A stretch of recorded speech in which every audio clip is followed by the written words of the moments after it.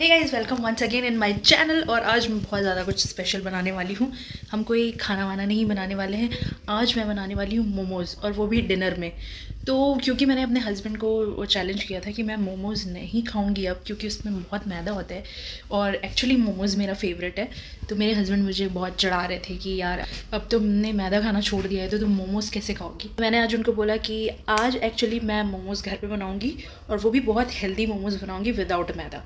तो उन्होंने पूछा कि विदाउट मैदा मोमोज़ कैसे बनेगा। तो उसके लिए मेरे पास एक आइडिया है जो मैं आपके साथ भी शेयर करना चाहती हूँ। अगर आपको भी मोमोज़ पसंद है, जो ऑब्वियसली मोमोज़ तो किसको नहीं पसंद होते हैं, तो अगर आपको भी मोमोज़ पसंद है तो आप भी घर पे हेल्दी मोमोज़ बना सकते हैं।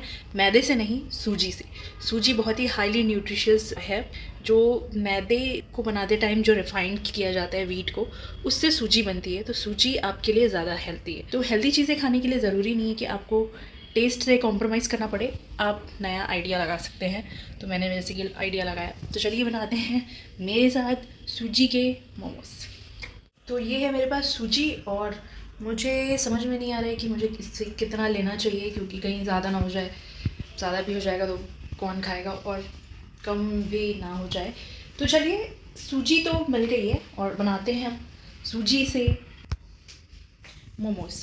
सो गाइज़, मोमोज़ की रेसिपी तो आपने कई बार देखी होगी, लेकिन ये सूजी से है। और सूजी क्योंकि काफ़ी दरदरा होता है तो उसे बेलने में दिक्कत आ सकती है, इसलिए हम इसे मिक्सर में एक बार बारीक पीसेंगे। मैदा जितना चिकना तो नहीं हो पाएगा, लेकिन फिर भी जितना भी बारीक हो सके उतना ग्राइंड कर लेंगे हम। और ये हमारी सूजी काफ़ी बारीक पिस चुकी है। इसमें हम ऐड करेंगे सॉल्ट, थोड़ा सा ऑयल और पानी। ऑयल इसलिए ताकि उसमें नमी बनी रहे, क्योंकि सूजी जो काफ़ी जल्दी हार्ड हो जाती है।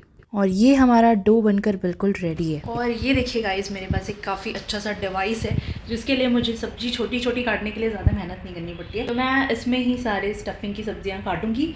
पत्ता गोभी हो गया, प्याज हो गया, गाजर हो गए, तो ये सारी चीज़ें ये काट देगा। अगर आप सोच रहे हैं कि हम मिक्सी में कर लें तो हो सकता है कि उसका जूस बन जाए, तो मिक्सर में रिस्क मत लीजिएगा।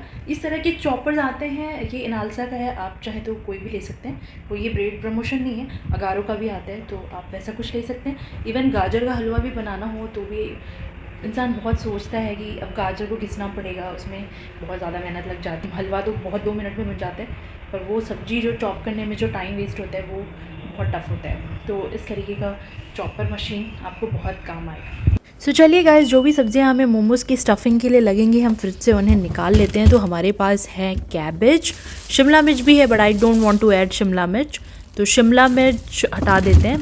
कैबेज, गाजर ले लेंगे और प्याज, इन तीनों का स्टफ़ बनाएंगे। अगर आप चाहें तो आप और भी सब्जियां ऐड कर सकते हैं। ये मैंने हरी मिर्ची का बॉक्स निकाला है जो मैं आइसक्रीम के डब्बे में स्टोर करके रखती हूँ। अब इस कैबेज को देखकर टेंशन हो रही होगी ना, बट इसे छोटा छोटा मैं नहीं काटूंगी, ये मशीन काटेगी। तो इसमें सिर्फ हमें बड़े बड़े पीसेस डाल देने हैं, और उसके बाद ये अपना काम कुछ इस तरीके से दिखाना शुरू कर देती है।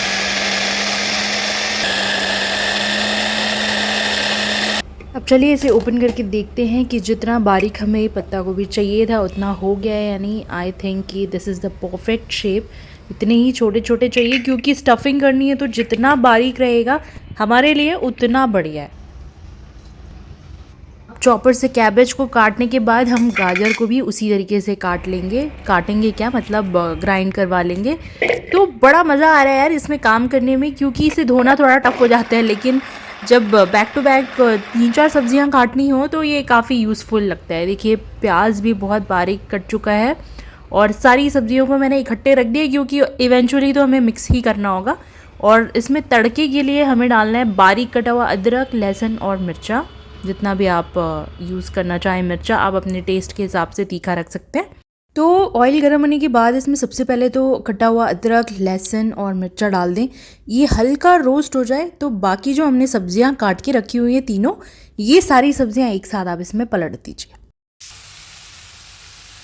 अब इसमें स्वाद के अनुसार नमक और काली मिर्च पाउडर, और इसको भी डालकर आपको काफ़ी अच्छे से चलाना होगा, ताकि ये जो स्टफ़ है इसका पानी हल्का सा सूख जाए और ये अच्छा रोस्टेड हो जाए, भुन जाए, ताकि जो स्टफिंग हो ना वो कच्ची ना लगे, ऐसा ना लगे कि हम कच्ची सब्जियां खा रहे हैं। तो अच्छे से रोस्ट होने के बाद आप उसमें चाहे तो हल्का ऑरिगेनो और चिली फ्लेक्स ऐड कर सकते हैं, जो इस स्टफिंग की टेस्ट को थोड़ा और एनहेंस कर देगी। एंड अगर आपके पास नहीं है तो कोई दिक्कत नहीं है, बिल्कुल ऑप्शनल था। ये देखिए, मुझे ऐसा फील हो रहा है ना कि ये सब्जियां अच्छी खासी रोस्ट हो चुकी हैं, तो मैं इसे प्लेट में निकाल रही हूँ ताकि ये ठंडी हो जाए, क्योंकि जब मैं ऐसे फिलिंग करूँ तो मेरे हाथ में जले ना। तो उसे ठंडा करना भी थोड़ा ज़रूरी है, क्योंकि इवेंचुअली तो स्टीम होगा तो ये ऑलमोस्ट मोमोज दोबारा से गर्म होनी ही है, बट इसे तो ठंडा करना पड़ेगा क्योंकि हमें इसे अपने हाथ से उठा के फिलिंग करना है। अब हम चटनी के लिए उसी कढ़ाई में जिसमें से हमने स्टफ़ निकाला था, उसी कढ़ाई में हम टोमेटो कट करके उसमें आप कट्स लगाएंगे और फिर डालिएगा, बॉयल अच्छे से होगा। और लहसुन और कुछ लाल मिर्ची, जितने भी आपको तीखा पसंद हो उस हिसाब से। और ये औजार सारे मैंने अपने निकाल दिए हैं, चौकी, बेलन, ये जो डो बनाया हुआ आटा था, और यहाँ चटनी भी बॉयल हो रही है।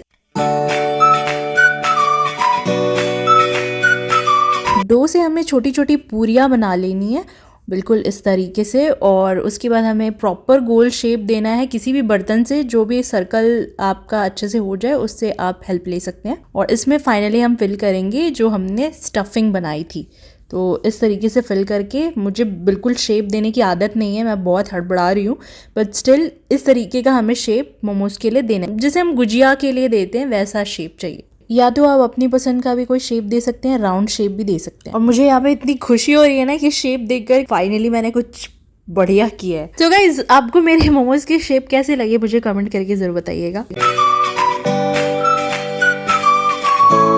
गाइस, हमारे टोमेटो, लहसुन और मिर्चे अच्छे से बॉईल हो गए थे, तो मैंने इसे जार में रख दिया है ठंडा होने के लिए। अब इस स्ट्रेनर को यूज़ करेंगे हम मोमोज को स्टीम करने के लिए। अगर आपके पास इडली सांचा है तो आप उसमें भी कर सकते हैं, अगर आपके पास कोई और जुगाड़ है तो आप उसमें भी कर सकते हैं। इवेंचुअली हमारे मोमोज स्टीम होने से मतलब है।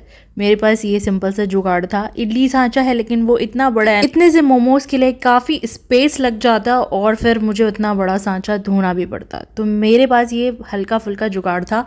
और अब इसे ढक देंगे और हल्के आंच पे छोड़ देंगे ताकि ये धीरे धीरे अच्छे से अंदर तक स्टीम हो जाए।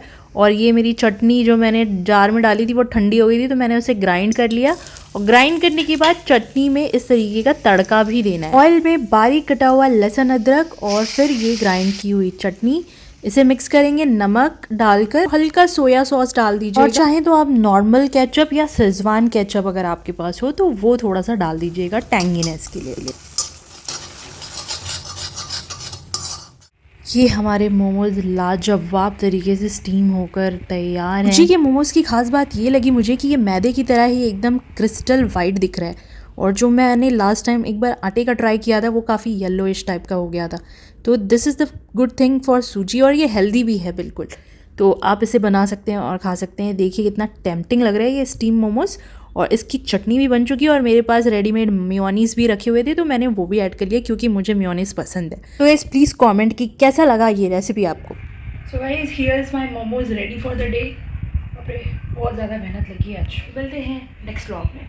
मैं बहुत थक गई हूँ, सीधा जाके इसे फिनिश करूँगी। बाय।